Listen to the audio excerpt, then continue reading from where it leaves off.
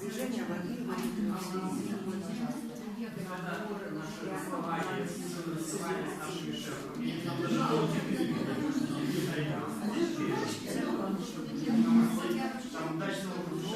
да, конечно.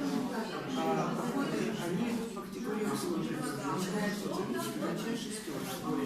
То есть начинается с единички. Это Беларусь. Это наши. На них отрабатываются управление байдаркой. Управляется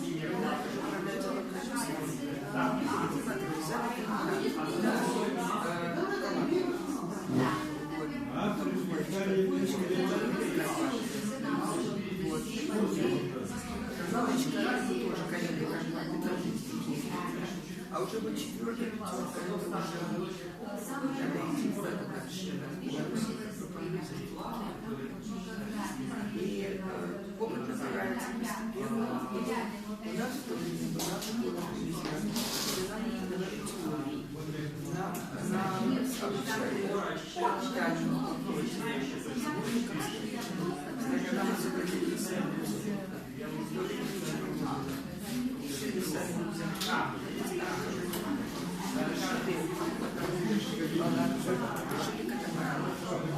катамаран, внутри оболочки, внутренняя, она клеится из того, что держит воздух, а внешняя, она должна быть прочной. Это вот я сама ходила в Крым, была автотранс. Мы покупали тенты со старых водных машин. Вот это то, что накрывается. Из них шили вот эти вот катамараны. Оболочка. Ничего не было. Ничего там не было. Вот эта речка Чая, вот этот приток, вот белый. Вот Байкал, вот это северное сияние. Добирались сюда на поезде, на самолете, до реки на вот так вот, на Урале в основном везде должен быть или крупная грузовая машина, а до реки уже, если повезет, вездеход, которому вообще дороги не нужны. А вот конкретно до реки нам пришлось 35 километров идти пешком, совсем снаряжение. Но мы делали так, это вот как бы сок прошел, тут кого-то оставил, перенес груз, тут кого-то оставил, вернулся, остальной груз забрал, сюда дошел вот так вот, потому что все вместе сразу невозможно. Вот с такими рюкзаками 30 килограмм. Ну вот такие рюкзаки. Да. Это вот станковый рюкзак. Вот, да, в одном месте, да, вброд надо было переходить. Ну вот это вот все как мы вот проходили, я вот это нашла. Очень хороший. Сейчас я покажу, как собираются сюда.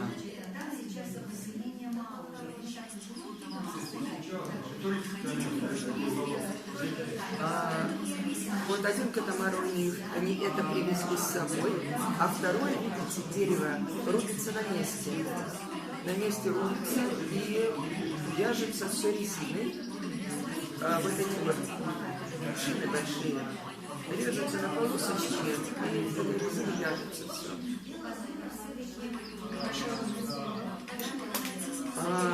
Вот вначале мы ходили, у нас было 14 человек, а вот на Орике, вот здесь, у нас было 8. Нет, 10, 2 катамарана и 2 каяка. Каяки — это вообще одиночки, он один в лодочке прыгает. Вот, ну, причем были люди из Артуска, из Могилева. Такой ребят, смотрите, какая вода. Я на Азоте работала. Это мне было 34 года тогда.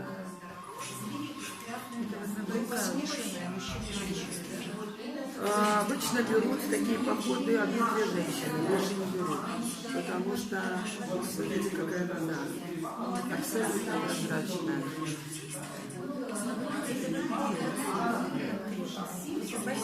Нет, это река.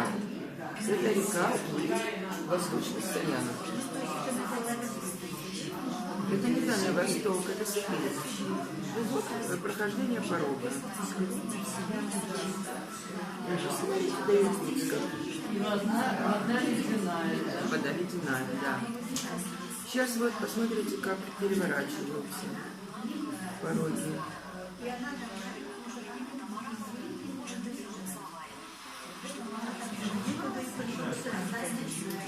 На Чешском озере, но у меня нету. Хватает. У меня нету.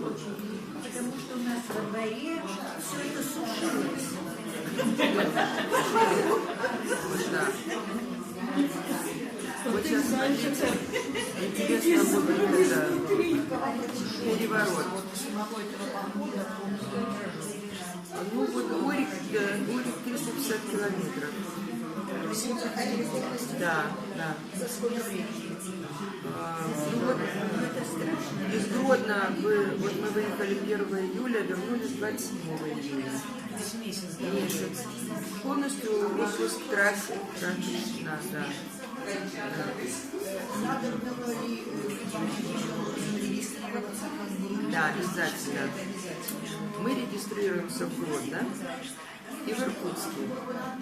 Тогда так было организовано. В Иркутске есть именно спас-отряд. Вот это водопад. На улице очень шикарное место, очень красивый водопад. 10-метровый. Вот эта скала, вот это оттуда. И не уговаривай, не понять. Это скала, вот там, где водопад, скала, это вот мы оттуда отливали водопад. Вот сейчас посмотрите, как перевернется. Ну как,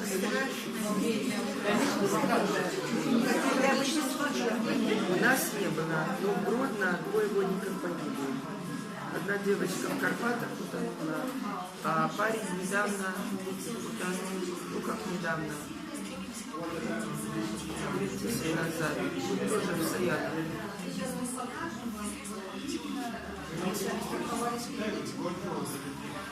Перед прохождением порога? Нет, вообще, я имею в виду, что вот перед походом. Нет, тогда такого не было. Нет, вот это затянуло в бочку.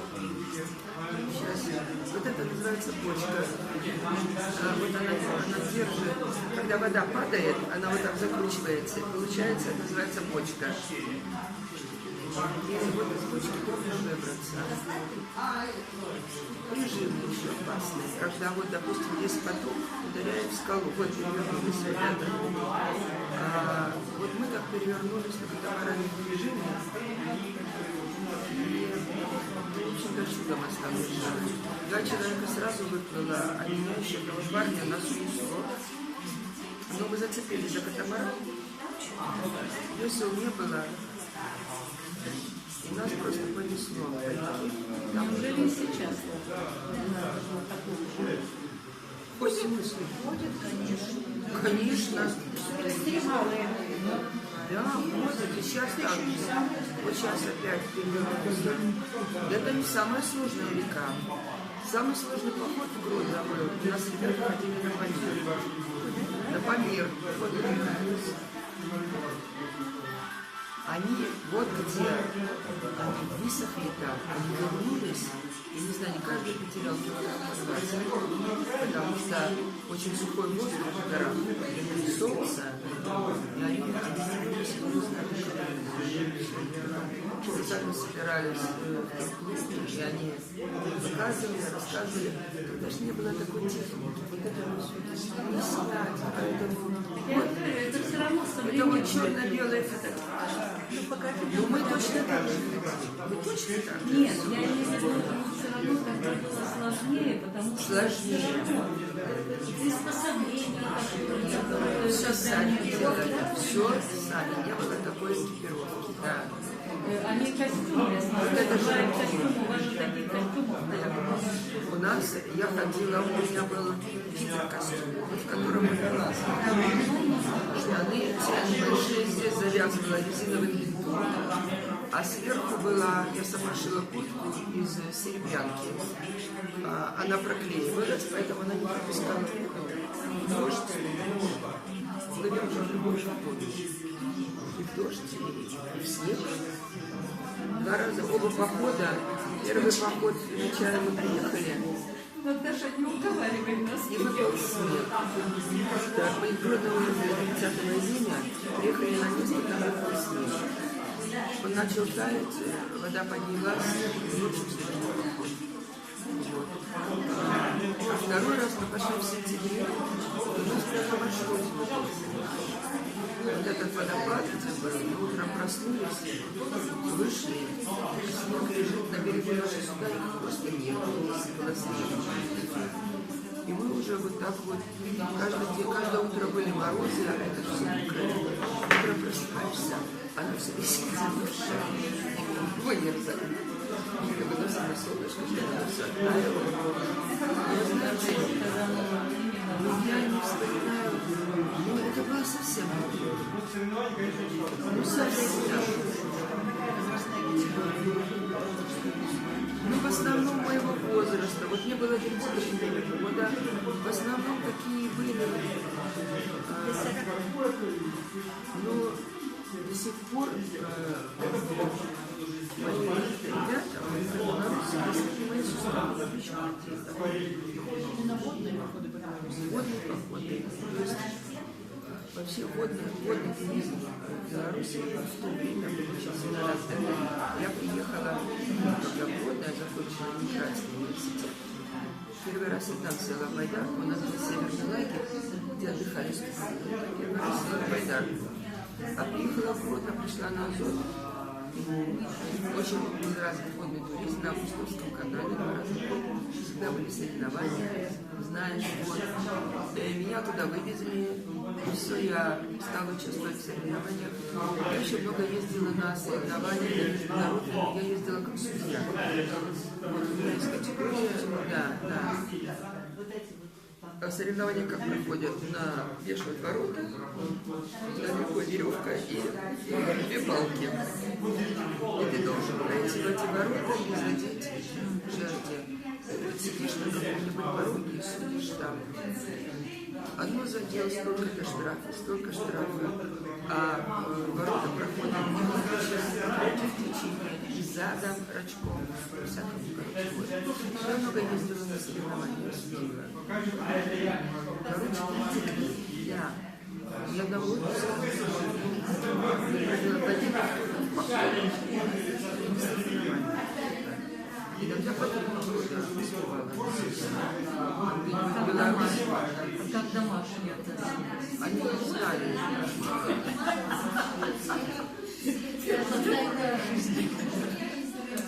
Они ничего не знали, когда вот мы начали поехали, мы вернулись, когда меня встречала моя дочка на вокзале, и наш руководитель похода так взял меня, я могу не обещать. Получилось так, что когда Марат вернулся, 2 выплыли, он вернулся вот так наверху, парень вынес меня, вытянул, и мы плывем до сего неба. И так получилось, что близко к берегу стал. И люди говорят, есть чайник консистенции, веревка, которая привязана к катамарану, который чайник. И говорит, я вот пчелку выпрыгнула, я выпрыгнула, удержать и смог. И меня понесло не дальше. Это Марат. А за мной сразу поехали, ребята поплыли на байдарке. Сразу понеслись, вот наш руководитель, Ольга Крашевская, Сергей Петрович. И они меня догнали. Шапор говорит, ходи. Мне так страшно было этой воды. Потом руководитель все время ходил вечером, подойдет ко мне. Улыбнулись. А никакого спиртного не было. Мы брали с собой спирт. Я уже рассказывала. Вот эти баночки из сгущенки, вот такая жидкая. Лицом вытягивали, промывали. Лицом закачивались. И ручку запаяли.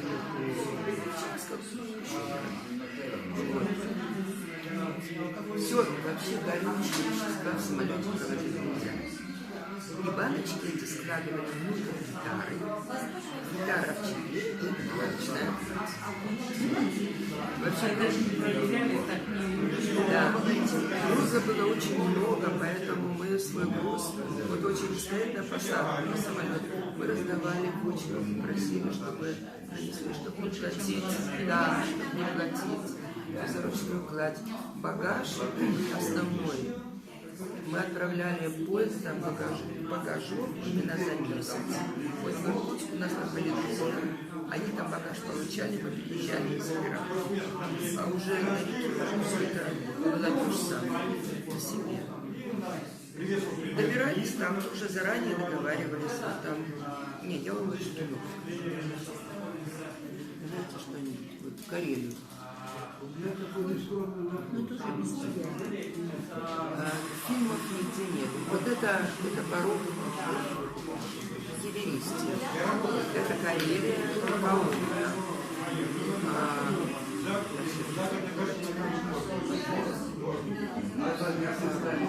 Я еще работал. Карелия очень красивая. Вот эти скалы. Красивые земли. Да? Сам свой франк. Шикарная, конечно, Карелия. Очень красиво. В Карелии я 3 раза была. Один раз руководителем.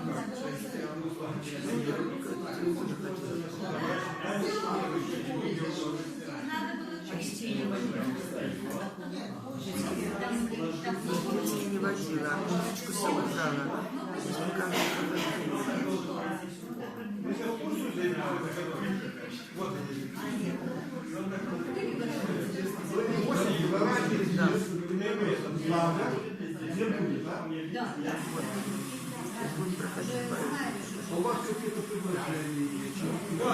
Да, есть горка и двойка катамарана. Интересно, я всегда считала, что это не так, а на байдарках такие, как самые есть. Нет, байдарка, да, по Карелии я ходила на байдарке. Байдарка.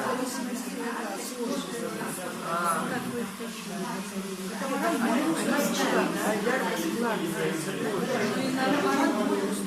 Конечно, да. Поэтому вот на такие сложные реки ходят, конечно, на катамаранах.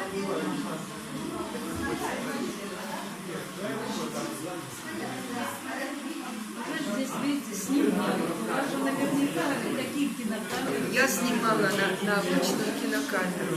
Пленка не сохранилась, она вся растрескалась. Вот это же цифра. У нас была кинокамера, я снимала, но... Но с другой стороны, надо, чтобы оператор был на берегу. Да. Дело в том, что потоки проходятся так. Вот у нас есть специальный мы знаем, мы уже ориентируемся, где мы плывем, что будут пороги. Мы останавливаемся, готовим базовый лагерь. И, допустим, там какой-то каньон проходит днями. Лагерь стоит, мы его осматриваем, мы выставляем.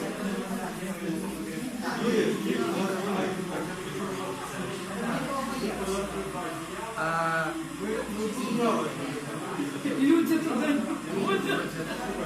Нас даже не пускали в туалет по одному. По двое живут бегать не встретить. Вот. И выставляется страховка. Страховка где-то вот с мостами. Такая веревка длинная, а очень тяжелый. И если перевернуться, ты это кидаешь, и в одну вытягивается берег. Или катамаран. Тоже привязывается катамаран на длинную веревку к берегу. Кто стоит на берегу. Кто-то перевернулся, катамаран заплывает, хватает эту байдарку и его течение к берегу прибивает. Вот так, такие у нас работает. Спасается сам.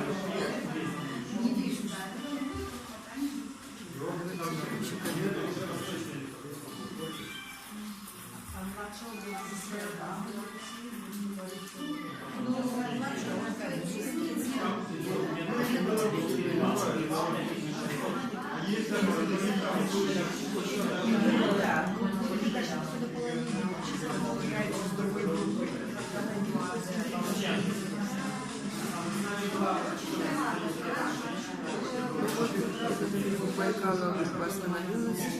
Вот на таких машинах добираются до реки. Другие там просто не пройдут.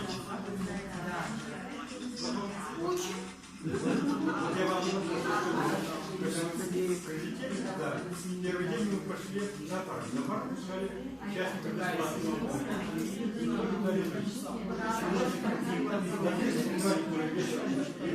Сейчас я здесь на зоопарк скажу. зоопарк музей,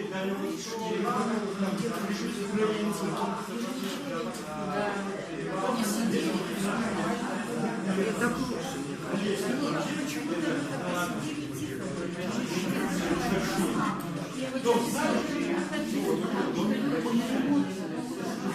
Да. Конечно, правильно. Да.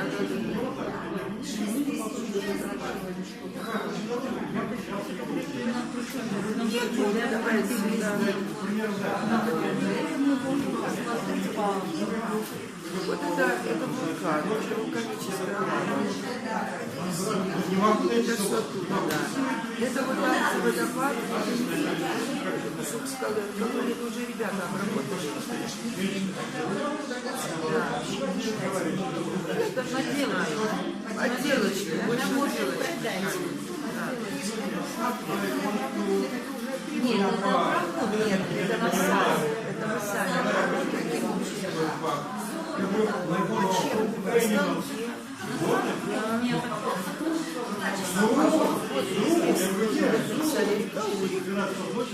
Ребята обработали на заводе. Да. Вот это сюда.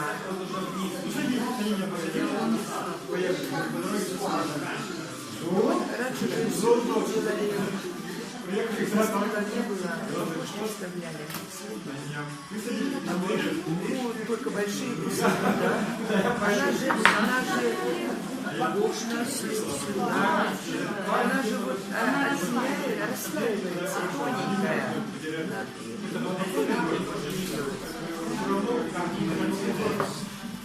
Она выходит какого цвета?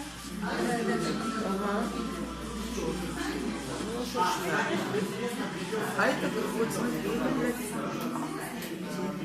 Даже еще не у всех этих графика там доходится, да, является. не у всех даже защитные средства. Это Карелия. Это белорусский камень. Это то, что кладут в воду, как его? Кремний. Самое такое нашла. Башок, да. Что-то капало. Я думаю, что что-то капало. Счастливый камешек. Капало. Где-то, может, в какой пещере, где вот эти постоянно капают что-то, да. Короче, да. А там какие хорошие? Ну, это вот похоже на аметист. А это гранит.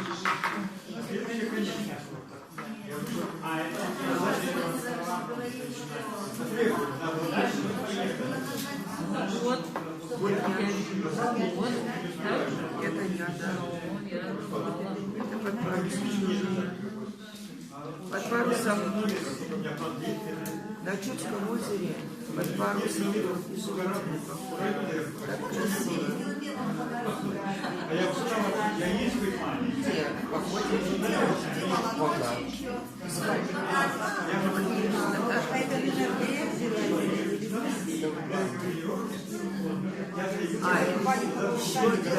Да, расскажу про баню. Там неделя в Карпатах, как делается баня. Да, складываются кирпичи, пирамиды, кирпичи, камни, пирамиды. Обкладываются дрова, и бьется костер. Когда камни хорошо накаляются, этот костер убирается, лапа прикладывается вокруг, и сверху одевается такая, или мы брали в Карпаты крепкую такую брезентовую палатку, одевали, а вообще делают каркас из дерева и просто затягивают полиэтиленом. И все, заходишь на камни, варишь, прыгаешь в реку. А вот на чае мы нашли зимовье, там была баня. Зимовье было пустое. И мы нажгли баню, ночевали в зимовье, нажарили блинов, там была печь. Это было. А утром вышли, я моя подруга. Вышли на берег реки, дождь идет. Порога была, ну вот такая вода,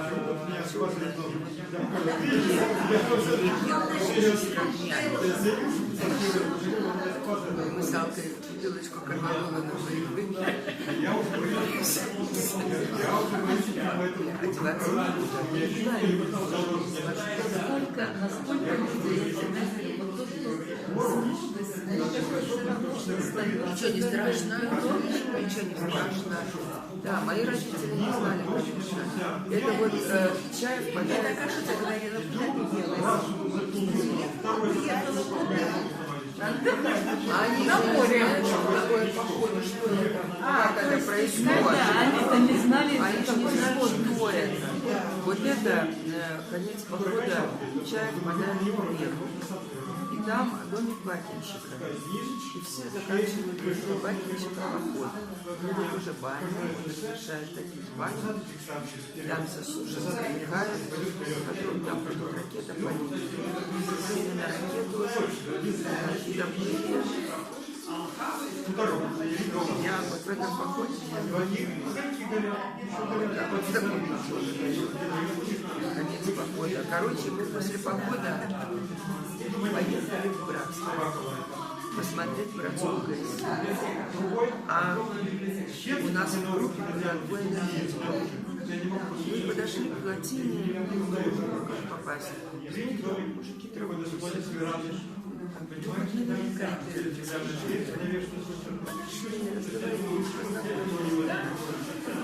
А мы были уже энергетики. И они показали.